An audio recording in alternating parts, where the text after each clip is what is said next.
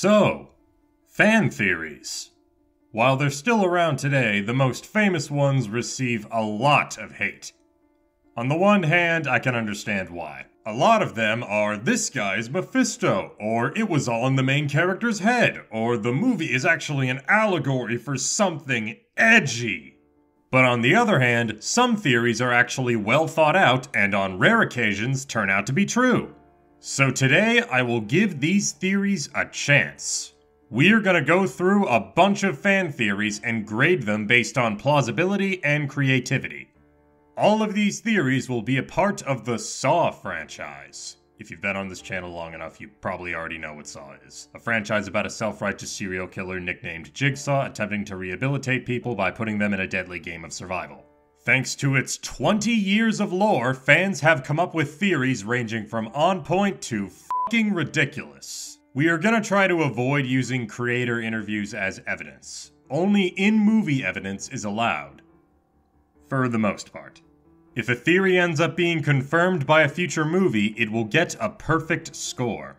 Disclaimer, please do not harass any of the people who made these theories. This video is only meant to criticize the theories and not the people who make them. Also, spoilers for everything. Anyway, let's grade some theories.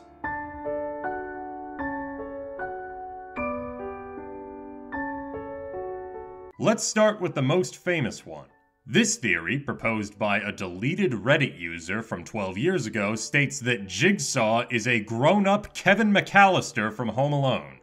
The evidence for this is both characters use traps, with some of them being similar, both characters use tape recorders, and these two characters look kinda similar. On top of all this, Kevin is shown to have anger issues with him constantly lashing out at his family. Many people have also drawn parallels between Kevin's fear of the basement furnace and the basement furnace trap from Saw 2.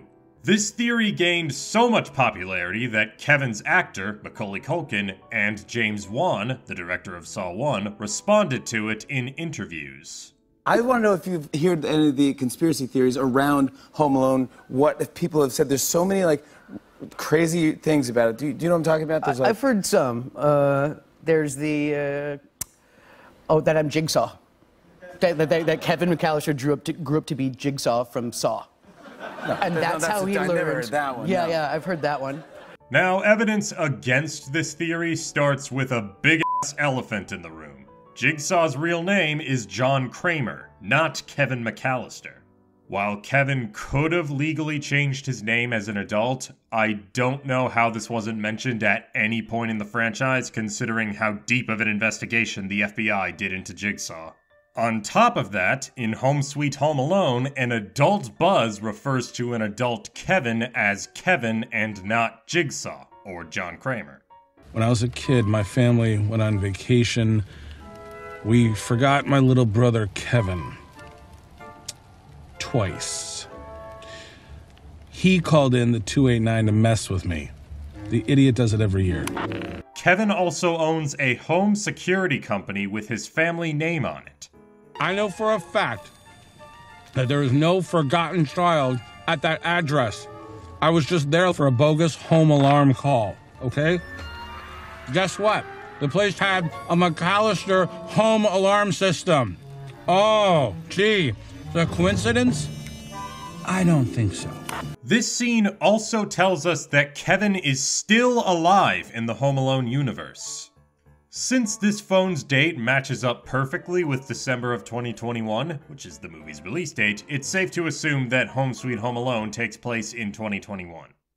Meaning, Kevin is still alive in 2021.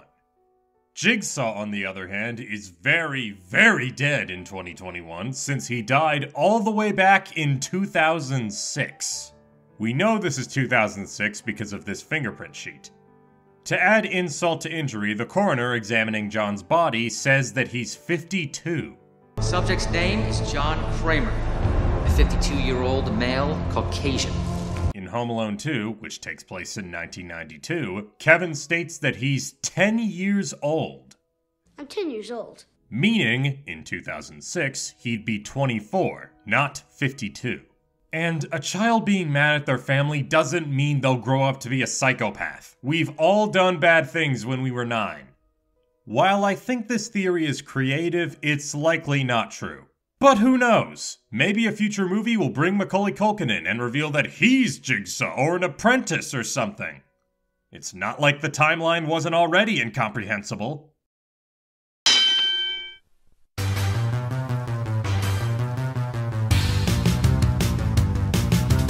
Okay, some of you watching might be confused. Just give me a minute, okay? Way back in the mid to late 2000s, one of the most popular Saw theories was that Dr. Gordon was still alive and working for Jigsaw. According to this video, the theory was started by a guy named Jeeger1999. His video no longer exists. According to the theory, after Gordon cut his foot off and crawled out of the bathroom, he was nursed back to health and became Jigsaw's apprentice. This would explain how all of the surgeries were done. Many pointed to this scene from Saw 2, where we see a recording of a key being placed behind Michael's eye. The hooded figure performing the act seems to have a limp. Who else do we know that could have a limp? Some have also speculated that the guy who brings Eric to his cell is Gordon. This is probably not true, since Hoffman is the killer reveal of that movie, and in the next movie he's wearing a similar looking hoodie. The main evidence against this theory is why the f would Gordon join Team Jigsaw? Despite his major flaws, he still seemed like a decent guy who cared about his family and actively avoided killing Adam. And of course, Darren Lynn Bousman laughed off the theory in the Saw 2 commentary. Yes, that's how old this theory is, Jesus Christ. That's me, that's a cameo. That guy in the black That's cloak. you? That's my. I'm in the movie twice. That's the first time. Is that you? That's me. I like that little stutter. I know You like that. that? You What like is that? That was good, man. People on the message boards think that's Dr. Gordon because he limps, and they think that that's Dr. Gordon doing that. That's funny. Is that why you limped? No, I was.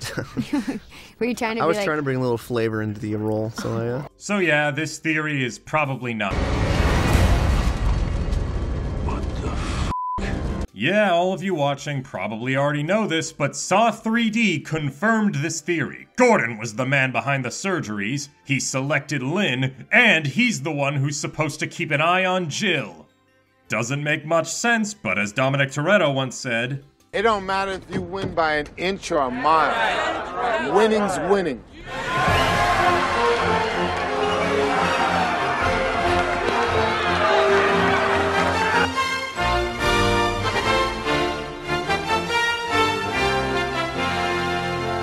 Now's a good time to mention that unlike Gravity Falls or FNAF, where most of the lore was overseen by the same people, a lot of the Saw movies were written and directed by different people. Sure, these people have worked together, but they also have different opinions on how the story should go. For those who forgot, Adam is one of 2 players in the bathroom game. He was required to either find a key or get shot to death. Since he failed at both, Jigsaw left him for dead. Because Amanda thought leaving him to slowly die of thirst would be too cruel, she decided to give him a mercy killing. From this point forward, every single time we revisit this bathroom, Adam's corpse is still there. Well, this theory, proposed by Saw 7 on Facebook, states that Adam has been secretly alive and helping Jigsaw this whole time. But how can this be? We see the body and everything. Well, the supposed cause of Adam's death is suffocation. However, Adam's oxygen is only cut off for 36 seconds. In real life, the human body needs to be oxygenless for 5 minutes to go brain dead, unless you're Tom Cruise. So Adam could just be unconscious, or playing dead, since people do that kind of a lot in this series. Sure, Adam's head was banged against the pipes, but he's still alive after that. But we see his body every time we go back to the bathroom, I hear you thinking. Well, every time we get a look at that corpse, the shackle is on his right foot. However, in the bathroom game, the shackle was on his left foot. John even says this out loud in Saw 3. Surely this isn't a production error. This must mean that Adam's corpse was swapped with another. But whose corpse could this be? Well, who else do we know wears a white undershirt, was shot, and was last seen in the nerve gas house? That's right, Detective Tapp. Please ignore the fact that these are 2 very different looking people. Also, this video is wrong. These two do not have the same shirt, though I guess they could have been swapped. Them switching shirts could also explain why the blood from Adam's gunshot wound is still on the corpse. This theory can also explain why Tap's corpse is no longer in the hallway, but the other bodies from the bathroom game are still there. Who orchestrated this event? Why, John Kramer, of course, in order to clean up another one of Amanda's mistakes. To add credibility to this, the director's cut of Saw 3 has a shot of a supposedly sleeping John secretly opening his eyes. This happens right before Amanda leaves to go mercy kill Adam. Some have expanded upon the theory by suggesting that Adam is the one who gathers intel on Jigsaw's victims both before and after the bathroom game. How did he not recognize John in the bathroom? Well, Adam doesn't usually look into the people who hire him. He calls himself Bob and he gives me the money up front. $200 a night. If I'd known I was gonna end up here, I would have asked for a hell of a lot more. What did he look like? You know, he's just a guy. Was he tall? Was he skinny? Obese? What? Don't take notes about his appearance. You must remember something about him. I can't. You're telling me you don't remember a thing about the guy? I told you, I don't. Oh, for f***'s sake! I give up. He's a tall black guy. He's got a scar around his neck, okay?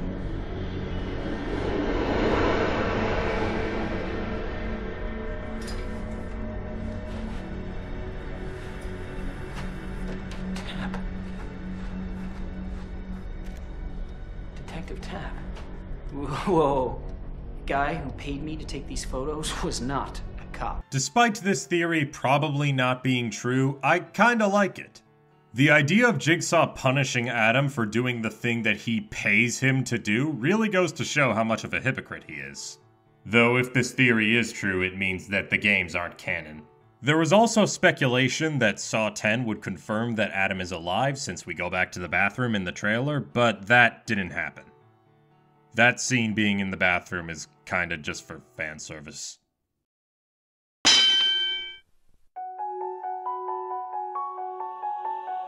This theory, proposed by u/RaynorN7, states that Amanda wasn't the one who rigged Troy and Carrie's games, but Hoffman was. After all, Hoffman was arguably more bloodthirsty than Amanda, and Amanda didn't have a motive to kill Carrie. What, she was getting too close and too invested in her work? Amanda doesn't just kill people for doing their jobs. She kills people because they did something bad. Hoffman, on the other hand, would absolutely have a motive to kill Carrie since she was very good at her job and Hoffman doesn't want to be caught. Framing Amanda would eventually lead to John testing her in a game that was secretly rigged, then Hoffman would set up everyone else's deaths, and bam! Him and Corbett are the only survivors. While Hoffman definitely has his fair share of unfair games, and the motive to frame Amanda, our theorist must have forgotten that she directly admits to rigging the games. That's right. I'm a murderer. But I cleaned up your mistakes, and I forgave you for them. Nobody changes. It's all a lie. Also, Carrie figured out that Troy's game was rigged and announced it out loud. Since Hoffman was there, it's only a matter of time before he tells John. So there's Amanda's motive to kill Carrie. Also, she was there, showed her face to Carrie right before she died, and the film shows a clip of Carrie's game right as John says, "Your games were unwinnable." Your subjects merely victims. I'm sorry, but the movie is very clearly stating that Amanda was rigging the games. Sorry, but this one is false.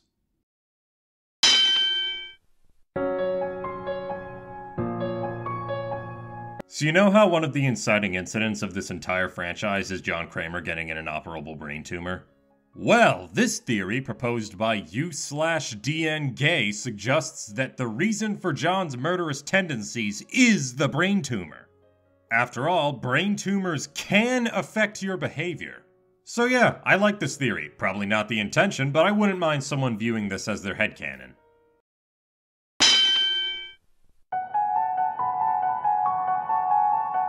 According to Cole Smith, Amanda survived being shot in the neck. The evidence for this is that we never see an autopsy or hear a character refer to her as dead. So, maybe she's just in prison. Or perhaps she's been secretly helping fight Hoffman all along, and she's this pig-masked person from Saw 3D. Maybe Dr. Gordon hobbled into the surgery room, grabbed Amanda, hobbled out without the FBI noticing, and went somewhere secret to heal her. Within 2 to 5 minutes. Look, I love Amanda too, but she was shot in the neck, a very fatal place to bleed, and she was lying on the floor for quite some time. If she was in prison or missing, someone would have mentioned it by now. Sorry, but this one seems like a massive stretch. Your score is? Eesh! You know, scores don't really matter. You should just focus on being you.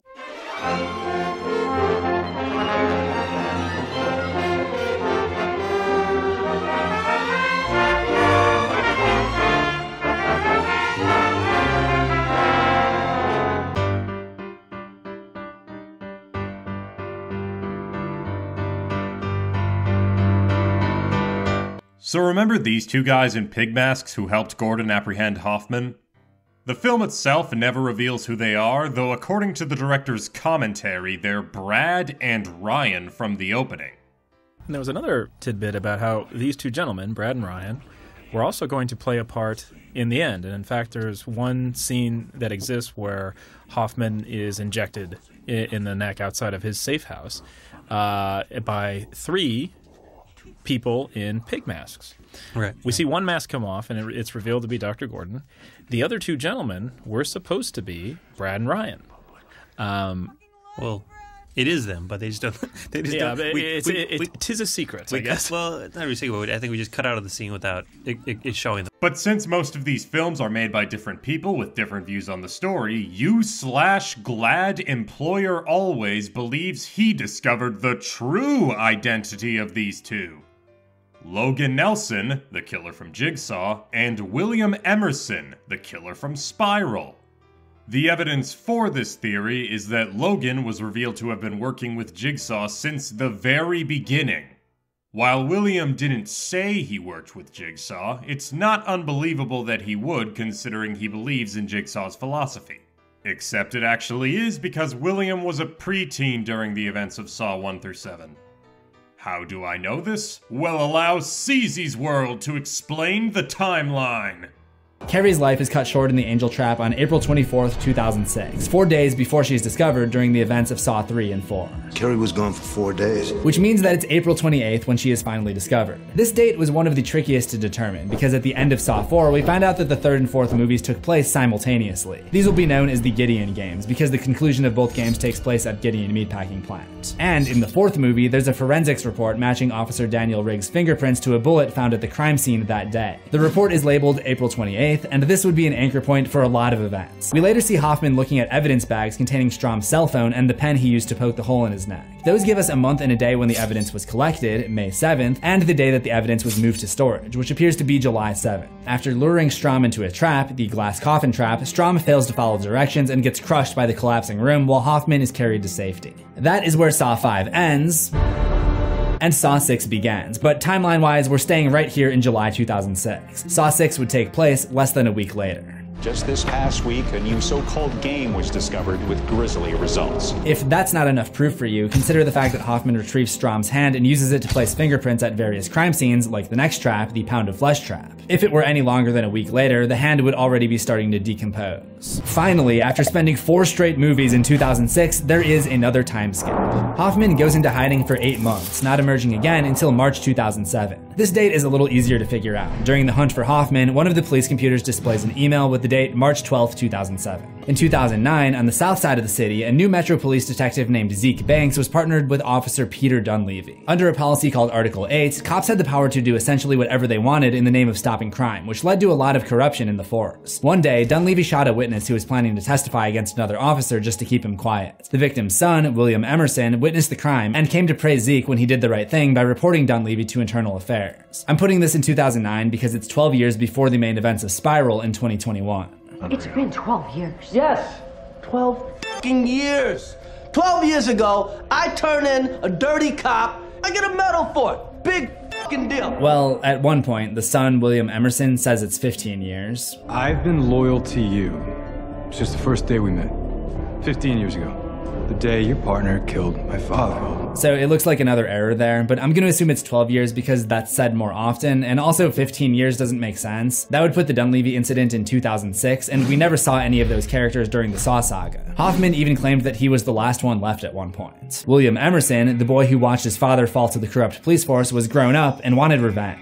That takes us to Spiral, where corrupt police officers on the Southside Metro PD come to find themselves one by one caught in a series of traps. I'm placing the beginning of Spiral on July 4th, 2021. The July 4th part is obvious. It happens during an American Independence Day celebration. My calculations on the year are a little less scientific. At one point, we see the file of Detective Marv Boswick, and it says he was born on May 9th, 1981. The actor that played Marv, Daniel Petroyanevi, was also born in 1981, and he doesn't appear to be aged up or aged down in makeup. He's just playing his actual 40-year-old self. Also, Spiral came out in 2021, so it's pretty easy to assume that this is when it was set. I'd like to add that in Spiral, Zeke refers to the new killer as another copycat. Hoffman was an accomplice, not a copycat. Meaning, Zeke was likely referring to Logan, or Halloran if Logan successfully framed him. I know Logan was also an accomplice, but he only briefly worked for Jigsaw, so between him and Hoffman, Logan is more likely to be called a copycat. This gives more credence to the idea of Spiral taking place after Jigsaw. With all that timeline stuff in mind, William would have been a preteen in 2007. Do you really think Team Jigsaw would recruit a tweenager? But what about Logan Nelson? Wasn't he an adult who could physically take on Hoffman? Well, Logan was in a war from May 2003 to July 2005 and hospitalized from May 2005 to February 2007. I'm now realizing that this doesn't even make sense by itself since he can't be hospitalized for PTSD and be serving in the military at the same time. Like, seriously, this is on the same screen. The same graphic designer made this. How do you mess up math this bad? The point is, the ending of Saw 3D takes place a little over a month after Logan was released. So, Logan could be one of the Pig Boys. It's not like John wouldn't tell the other apprentices about Logan. However, since William couldn't possibly be one of the Pig Boys, I'm gonna have to call this theory half plausible. Though I would be interested in seeing these two team up for a future movie.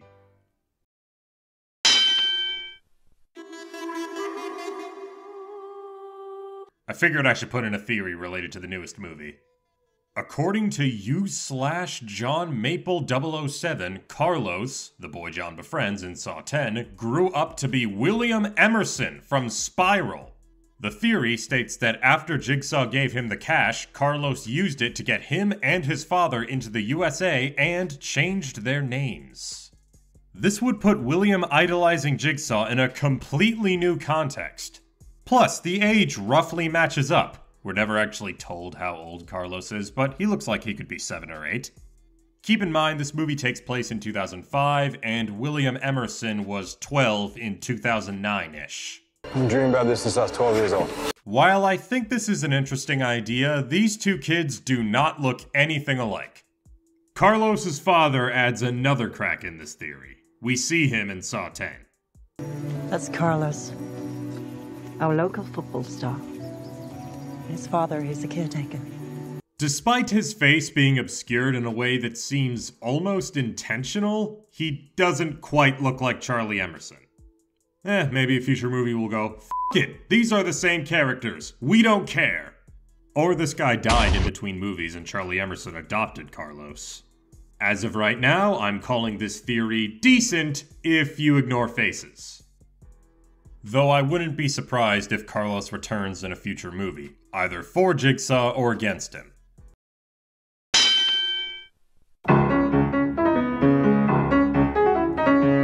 Okay, some of you might not know who I'm talking about, so let me give you a quick recap. Spoilers for the East Rail 177 trilogy in 3, 2, 1. The film Unbreakable follows David Dunn. David miraculously survives a train crash that kills every other passenger. Even more surprisingly, David doesn't have a single injury. Well, a man named Elijah Price believes that the two of them have superpowers.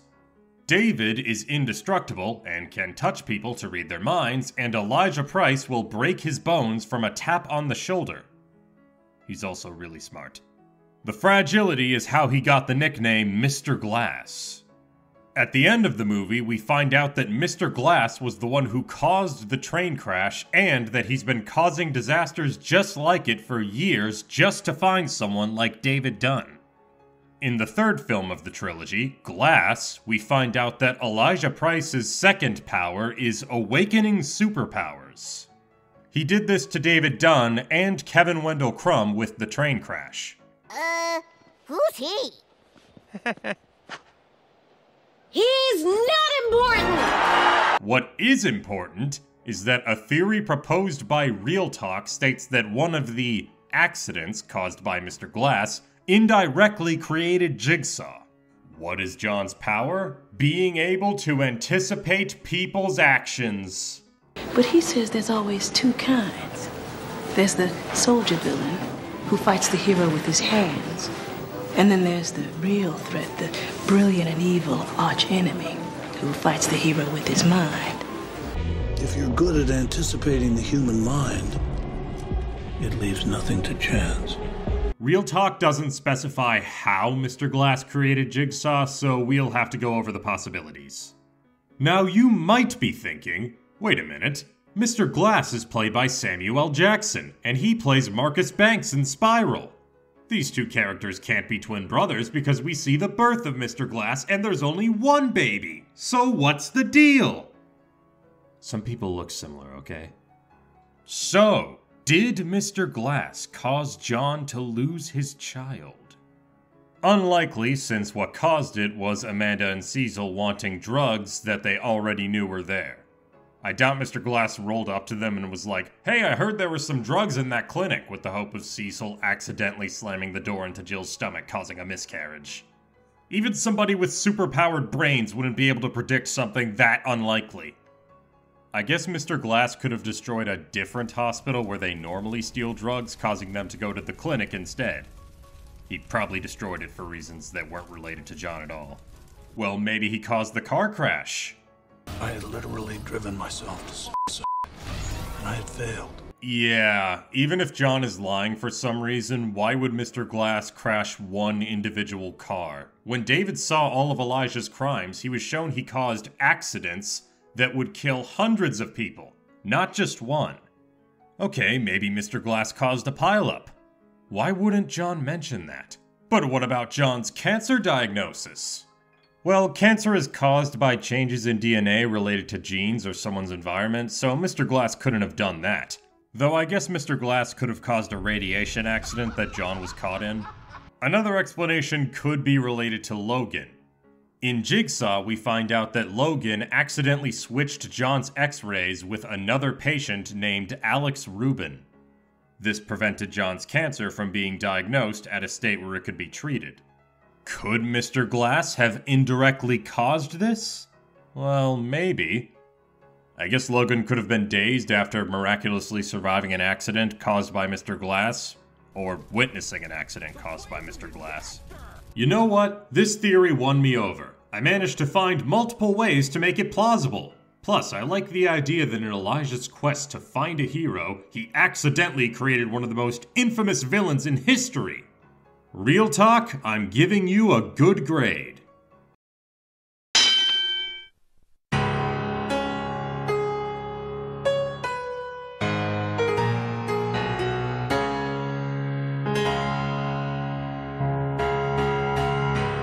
On the post on r/Saw where I asked for some wild fan theories, one person suggested this. Gideon, the fetus who died of a miscarriage, somehow grows up to be Dr. Gordon through time travel or something. I guess a fetus with time travel powers also has the power to rip itself out of the womb Macbeth style prematurely without any consequences. This theory is insane, but I can't find a source for it. I really tried. I looked everywhere. I couldn't find it anywhere. I tried posting about it on the subreddit, and then that got deleted by the moderators, so sorry for causing you trouble. I'm actually very disappointed I couldn't find this theory and go into juicy details about it, because look at it. How do I not talk about this? Well, I guess that's life. That's all the theories for today. If this video does well enough, and you have more theories with sources to prove that someone made them, let me know. I might do a volume 2 in the future. I have ideas for other franchises I can do this with, so this doesn't have to be a Saw exclusive thing. Anyway, thanks for watching, and bye.